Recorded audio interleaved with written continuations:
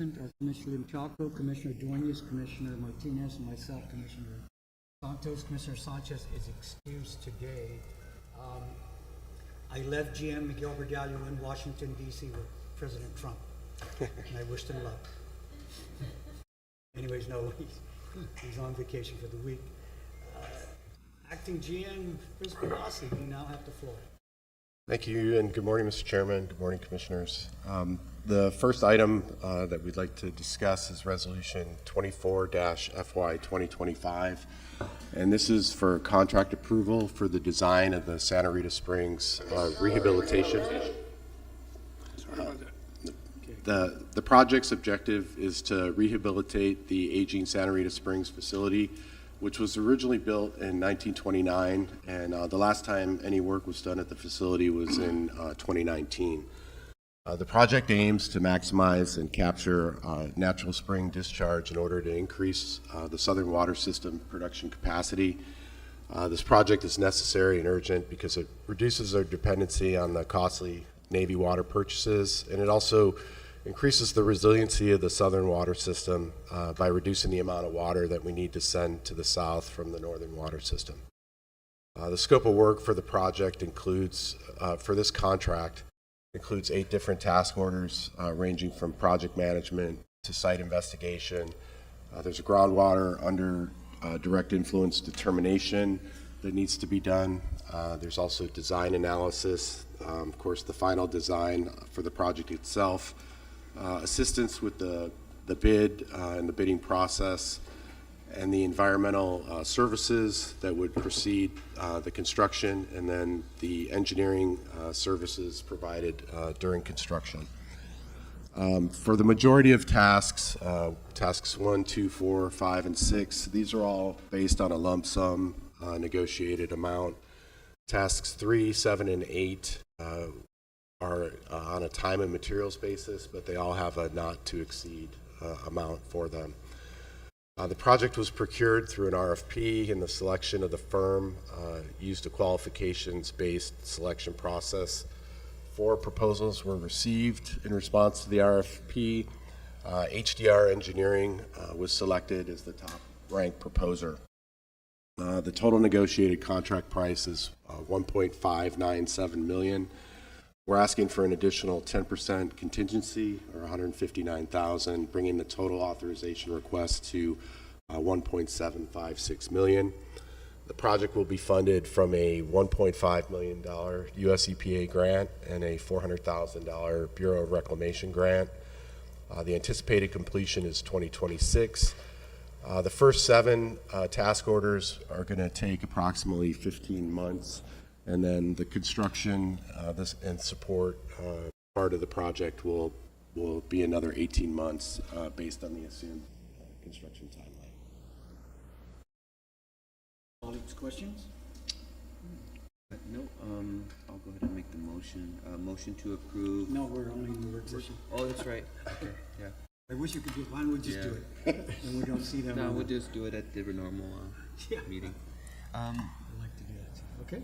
Chris, is there the like what exactly there's going to be? How does the water from the springs? How does it get to the water treatment facility? How does it from the springs? What's the process of it getting to the reservoir? I believe and Bright, you want to jump in on this? It'd be better for you to answer this. Colin? The original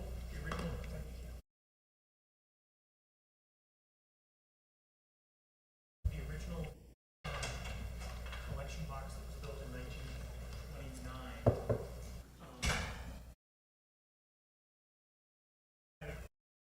individual side, and it's a perforated pipe, and that's where the water flows into the impoundment structure. It was converted a while ago, and the current configuration is that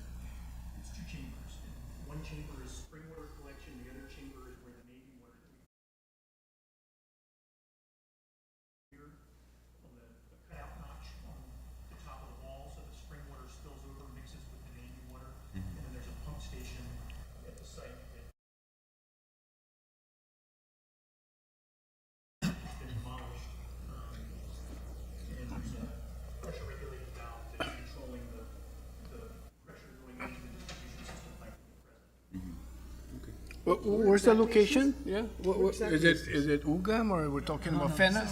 This is Santa Rita. Santa Rita. Right?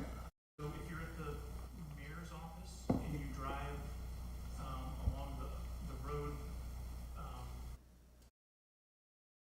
Yes. there's a turn that goes up and the spring is located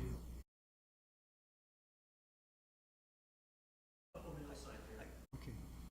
I mean, I know there's a road behind the mayor's office that I was told connects to Agate, actually. If you follow the road all the way in, but. Well, that's the downhill direction. Okay, There's this a- one is there's a up little behind. trail that goes, there's an abandoned water line that runs from the back of the mayor's office down to the back of, Right. that's no longer in. Okay. We're pumping that up north you said? So the spring water that's collected there goes into the Santa Rita, Reservoir? well, it used to go into the Santa Rita Reservoir, but the Santa Rita Reservoir has been demolished, so it goes into the distribution pipe.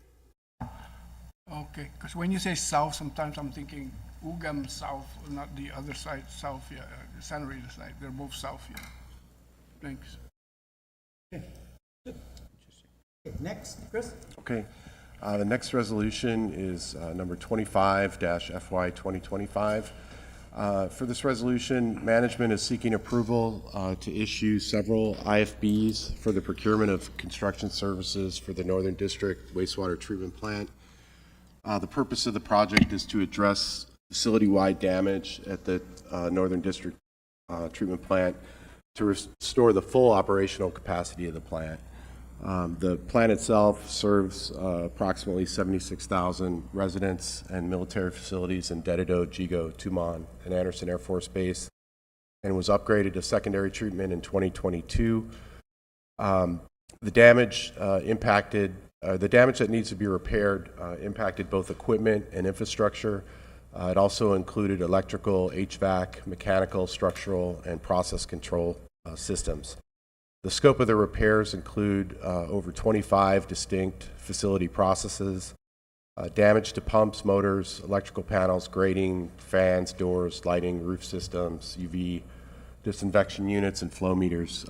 There's a complete listing of the damage that was done in the damage assessment in Exhibit A of the resolution. The procurement approach is to issue 5 separate IFBs issued by category, being HVAC, mechanical, electrical, plumbing, and process controls. The total estimated cost for the project is $2.3 million.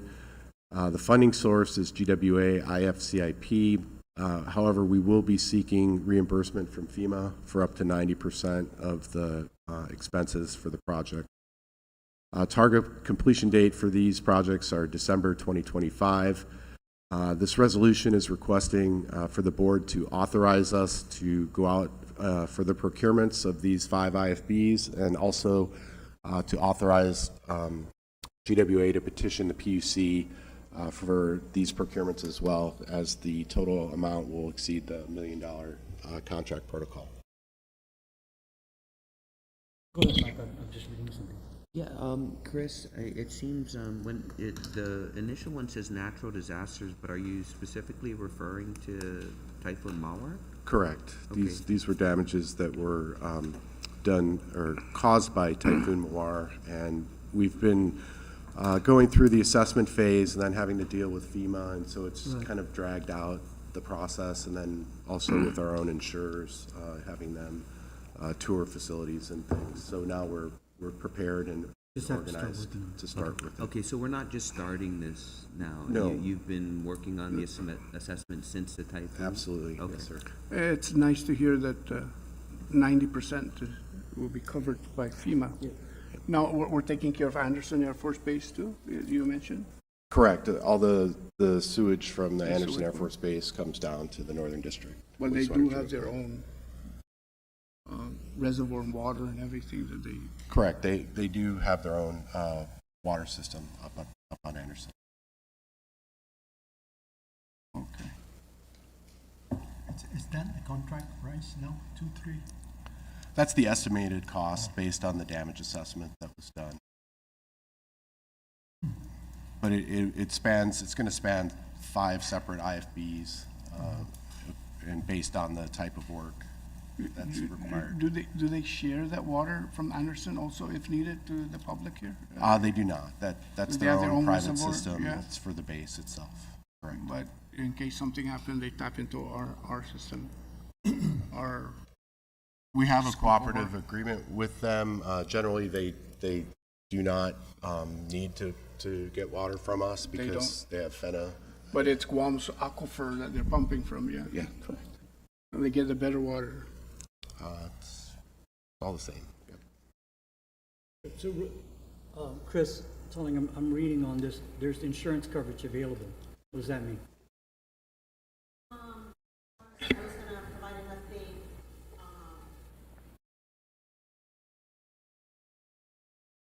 CFO report. So we have also the claims that we're submitting to FEMA. We've also informed our insurance company. We have $1 million deductible. So we're gonna cover, the plan is to cover the deductible with the proceeds from FEMA, and any work that the insurance company doesn't cover, that FEMA would cover, we would file with them. We were actually just last week, Thursday, Friday, and Saturday, Dongbu hired some new claims adjusters to try to wrap up the claims that we have on Marwar, and so they actually visited a number of the sites, and so it looks like we might get some movement in that area. We did get a check of, I think it was 60,000 on Thursday, that was supposed to go towards business interruption. But not on actual claims like this particular one. No, we have $1 million advance, but Right. because the claims adjusters haven't finished their work, that's all still kind of hanging. But the assessments were done by us, right? The assessment, like. The original assessments were done by our engineering team. And sent to them. Right, and then both the insurance company and FEMA have sent adjusters to take a look at our estimates. Can any of these be, remember in our visit from Gura on that community grant, can we apply on this one? Because it's mitigation and resiliency? Ask. Right, I think Why that don't we our just ask, team right? our team is putting together a proposal. I think Prudential was Right. leading that. Right. But I think that they suggested that these kinds of Projects. Projects. Yeah, it's the mitigation. All right. Okay, next. Okay, the next two resolutions, Resolution 26 and Resolution 28, the CFO will present those. I do want to note that for Resolution 27, we are not prepared to present that today. We're still waiting on some documentation from bond counsel, Okay. which we are hope to having by next Tuesday. So with that, I'll turn it over to CFO. Okay, Tony. So Resolution 26, 2025 is a resolution to approve proposed miscellaneous fees and charges as recommended by the GWA Cost of Service. As you might be aware, on top of the rates that we charge our customers for water and wastewater, we also charge specific fees and charges for certain services. For instance, if a customer comes in for a sewer connection permit, we currently charge them $50. And so back in 2013, the PUC had ordered GWA to conduct a cost of service study so that we could better align the fees that we charge with the actual cost, the cost of those services. And in 2014, we did a cost of service study, but the recommendations of that study were not adopted. So a couple years ago, the GM asked if we could take another look at this. In the room is Mercedes Poliarco, whose team prepared the cost of service study under the guidance of GILDA, and basically spoke to the folks in the authority that actually did the work, tried to determine how much time it took, you know, do they need to drive to the customer site, is there any consumables included in that service? And came up with what we believe was the cost to provide those particular services, compared them to the existing fees charged, and recommended either increases, decreases, or recommended to keep the charges the same. There were some fees that we had not charged before that we've proposed as new fees. For instance, if a customer wants to get connected same day, then we would charge them, additional fee to do that. So one of the things, we presented our study to Commissioner Martinez yesterday, and one of the things he had asked at the meeting was if we had implemented the increase in fees earlier, what kinds of revenues might we have generated. We were able to look back about 5 years and estimated about $749,000 in revenues that we might have been able to collect if we had implemented this kind of increases earlier. So what's happening currently is because in some cases we're not charging the appropriate rate for a particular service, that difference is absorbed by the costs that we all pay for our water or sewer. So if the CCU approves the fees, we would then take it to the for their. Happy to answer any questions. Go ahead. So the study resulted in a 35% increase in the fees, roughly? Yes, sir. Okay. So tell me how, when we did our last rate increase, how you separated those fees, because you've already captured those in your rate increase. So now you're increasing it on top of that. So how were you able to separate, and how were you able to determine what you already captured in your rate increase and these? So if you take a look at the financials, our fees and charges are included in miscellaneous income. And so we had estimated increases in that just based on transactional information. Because we had not been collecting the fees that are directly related to those services, any differences were absorbed by the rate.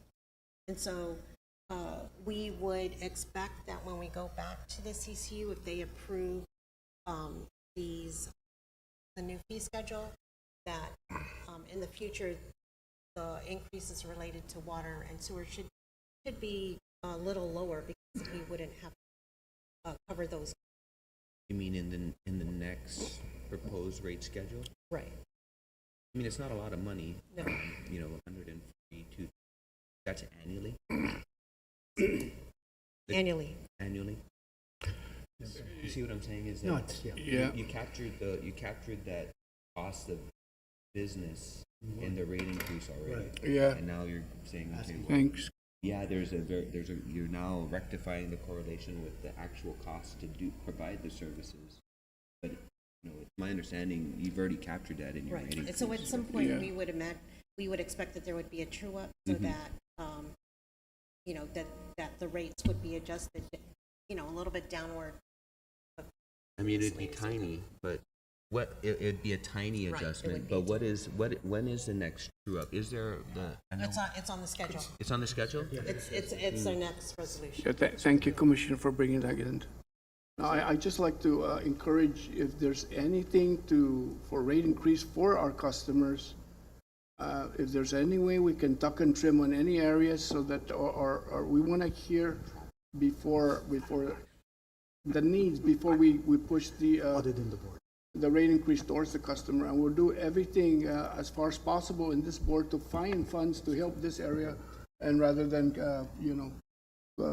continue to ask the customers right away. We'll So I myself appreciate if there's any rate increase, I'd like to know ahead of time clearly.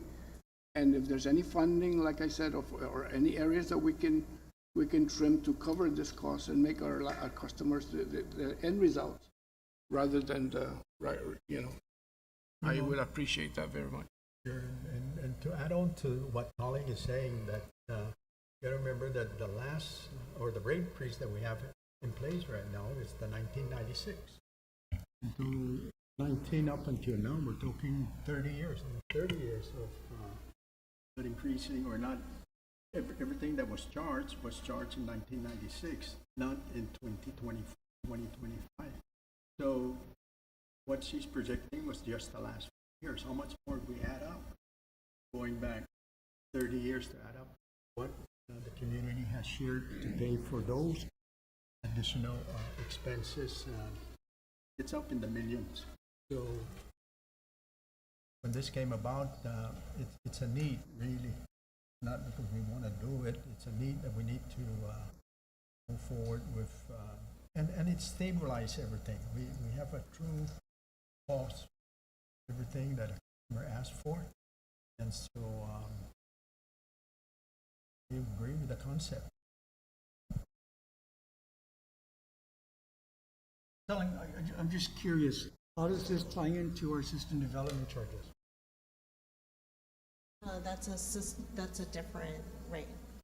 I mean, It wasn't included in this cost. okay, because I'm just looking, for example, like deposit for water customers.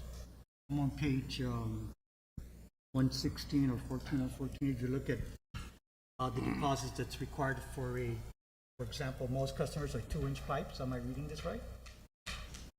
We're going to go from $73 to $1,039. Is that what you're proposing? Right, so generally the deposit is related to, The bill. yeah. I so got that. yes. I'm just saying, okay. And then over time, that gets returned to you after how many Right.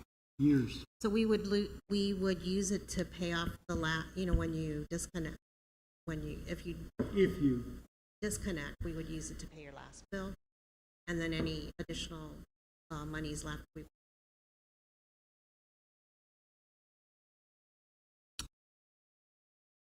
Any questions, colleagues? 'Cause Yeah, I'm just I think this cost it's okay when you can afford it, but I mean, if people are struggling with, you know, 30,000 a year, for example, and they still have to go into the same project, they still have to pay this deposit, most people can't come up with that kind of money sometimes. Is there anything we can do to grace this event for people that are really struggling financially?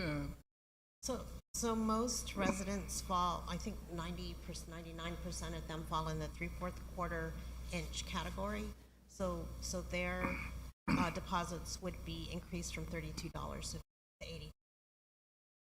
The larger meters are unusual. It's a very small number of residents that would have meters. But, certainly if customers were struggling, they would come in and talk to customer service.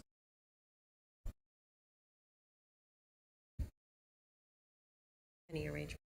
But, the deposits are for the protection of the agency. In case, customers aren't able to pay, we can use the deposits to help offset any unpaid bills.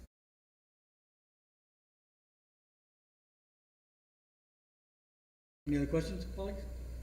It's nice to know that there's a way to, in case they just can't come up with some of this, but make a deposit, but, we can still help out our people. Thank you. Okay, last one, Tony. Okay, so maybe we can go to Schedule A1, Lou? Ann? It's not on here? Okay, sorry. If you have board books, if you could go to maybe Schedule A1 and I'll talk through the numbers. So this is the second year of our 5-year financial plan. And in approving the financial plan, the PUC requires that every year we come back to do a true-up of the current year and a recast of our projections for the following fiscal year. So in doing this, we took a look at revenues, we took a look at expenditures, we took a look at our debt service, and we also took a look at our rate stabilization fund. So with regard to expenditures, almost immediately after we approved the last 5-year plan, we started talking to our divisions about what they might need for FY26. We collected that information, put it together, and then more recently, having 5 months of financial data, did a chew-up of where we think we're going to be at the end of fiscal year 25 to compare it to what our divisions were asking, as well as compare it to what was approved in the 5-year projections. So we noticed that there were categories that we were going to be able to reduce. Navy water, as you might remember, when we had originally put the plan together, we had used rates that were in place, but subsequently were reduced. So we see a big drop in our Navy water purchases. We're also looking at a drop in our power because of the LEAC adjustments, as well as the new Ukadu plant coming into place.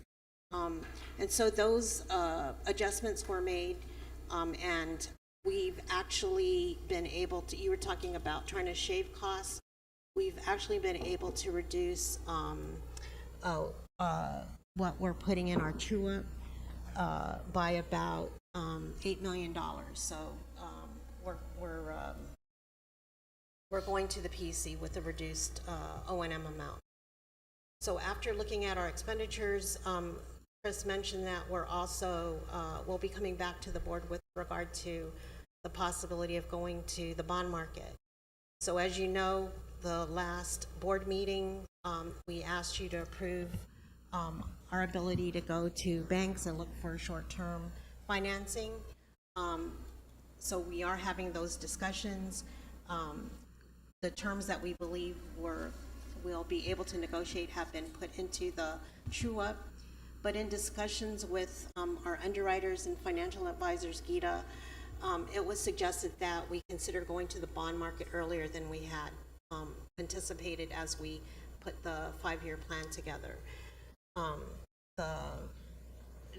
That's based on current market conditions, and also there is some concern that Congress, in looking for ways to increase revenues for the federal government, that they are looking at, there is a possibility that they would get rid of the triple tax exemption for municipal bonds. So that's kind of one of the concerns that we're looking at. If Congress decides to eliminate the triple tax exemption, that would mean it would be more expensive for GWA and going to the bond market. We'd likely have to pay higher interest rates. So looking at pushing out a bond around $250 million on top of as well as looking at the fees related to short-term financing, we took those numbers and we put them into in the true-up. Additionally, as I mentioned, when we took a look at our revenues for this year, it looks like we're going to be able to come in under budget. And so the idea is to take those savings, upwards of $6 million, put them into the rate stabilization fund, and then use them next year to offset any rate increases. So the idea is that, as you might recall, when you approved the budget for 25, we asked that if we were able to have our debt service coverage higher than 1.32, we would take that additional surplus and push it into the rate stabilization fund so that we could use at a later time. So the combination of reducing revenues, adjusting our debt service requirements, and looking at the use of the rate stabilization fund all came into play. The other thing about this true-up is you might recall where we had, the PUC approved our ability to redesign our rates, including a third tier for water, introducing volumetric rates for our residential customers, introducing base rates. And so all of those changes were put into the revenue projections. And so with the idea of generating the same amount of revenue that we had proposed in the five-year plan, and reducing our expenditures using the rate stabilization fund, all those factors went into developing this true-up. So if you take a look at, I guess it's on board books. If you take a look at Schedule L, What page? Help us.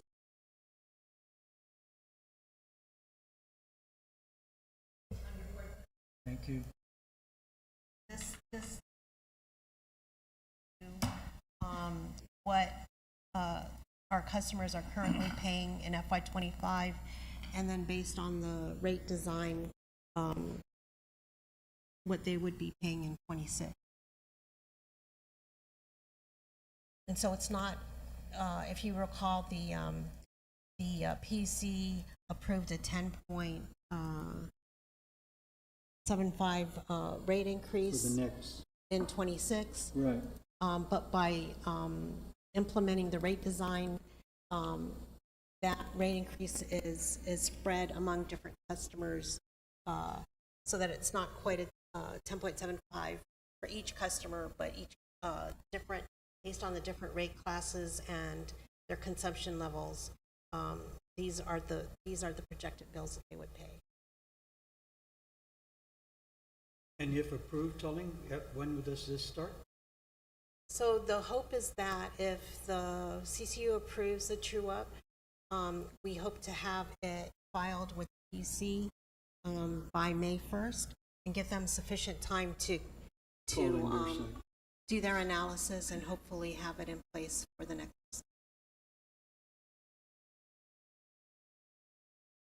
I know that was a lot of information. I'm happy to try to answer any. Telling for the regular scheduled meeting, can you, based on these rate changes, can you put them in, percentage of customer bucket? So you have decreases in, the first three or the first two residential customer classes. How Right? You many have customers, decreases. of our customers, how many fall in each Yeah, bucket? like Okay. who is it going to impact the most Sure. percentage? Just take. Because then you have a 25% increase for customers in the 5K gallon class. But Right. I'm assuming that those increases are geared toward your largest customer base, right? Right, so the idea is for those that use less, the increases, as you can tell, they actually will pay less with this new rate. With the customers that have higher consumption levels, they'll be paying, their increases will be larger.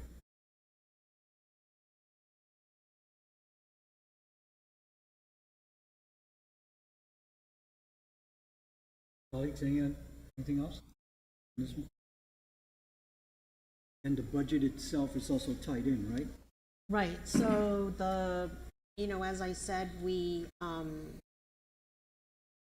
went out and did a budget call back in October, and then more recently did a true-up of our '25 expenditures, compared that to what the divisions were asking for, as well as what was asked for the five-year plan, and we were able to trim some of those expenditures.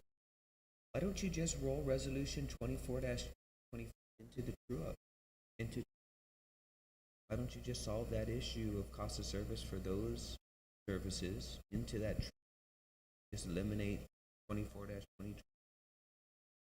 That was one of the things that we considered. You know, part of it is how is the he going to react? Is this going to delay, you know, the at another group? But, you know, certainly that's something. Are they even gonna notice it? It's $142,000 a year. Are they even gonna notice the impact? I don't think so. Why do we need their approval on something that small? It's a fee. It's a true up. It's a fee. Tied to the true up and, I mean, because I agree with Commissioner Jocko, that's not even a dent in the overall. We can put it in the same package of that. If you're gonna keep them the same, just adjust the true up. I mean, it's gonna be fractions of a percentage, right? Right. Thank you, Commissioner. You know, there's 5 of us that's trying to vote on these things, but I came in with the thought that, you know, I'll do everything I could for the public, and for my stance, it's very, very difficult for me to support any rate increase. I will do everything possible to find the funds, but you know, again, we can find different ways in different areas that we can tuck and trim. I know we need reliability and transparency, and we have a lot of things that is needed. But I like to see again our Guam resident be towards the end of this, and if there's anything that's just a minimal, we can still move forward and find the funds somewhere else. But I like to know ahead of time what can I do also personally, so I can support the needs. Again, it's, for any increase towards the customer, it's very, very difficult for me at this point. But again, I will be always overruled in that area. Thank you. Right. Anything else, Chris? Want to go through, or we can go through that? I have a hard stop at 9:30, so I'm not sure. Colleagues, if you want anything else from our team? Is there an executive session? There is none to the Regular session. anything else from me? We can do the GM report. Yes. Yeah. If we have any questions. Is Miguel gonna be back No. for that or no? Wait. I'm sorry. That's next Tuesday. The answer is yes. He's supposed to come in on the week. All right. Okay. Thanks, everybody. Okay, motion to adjourn then, please. All right, so move. We're adjourned. Thank you. Thank you, Tellen. Thank you, Chris. Mr. Baza, welcome.